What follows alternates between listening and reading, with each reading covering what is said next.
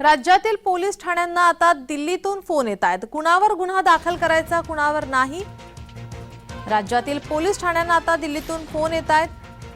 दिल्लीश्वर सांगतात त्याप्रमाणे ही सर्व घडत असतं. महाराष्ट्राचा कारभार हा सध्या दिल्लीतून सुरू आहे. संजय राऊत यांनी भाजपावर हल्लाबोल केलाय. अनेक गोष्टी गृह खात्यासंदर्भात किंवा इतर खात्यासंदर्भात या दिल्लीतून कारभार चालवला जातो. महाराष्ट्र हा दिल्लीचा दास किंवा गुलाम झाला आहे. महाराष्ट्र हा दिल्लीच्या मार्गावरील पायपुसणं झाला असं आम्ही म्हणतोय ते यासाठीच. संजय राऊतांना म्हणा तुम्ही आमची काळजी करू नका, वेळ बदलत असते, पण तुमचं काय असते बघा. आज तुमची अवस्था काय झाली आहे, म्हणजे या एकट्या माणसामुळे शिवसेनेची परिस्थिती आज काय झाली आहे ना, घरके ना घाटके अशी परिस्थिती झालेली आहे. काय अवस्था शिवसेनेची आज?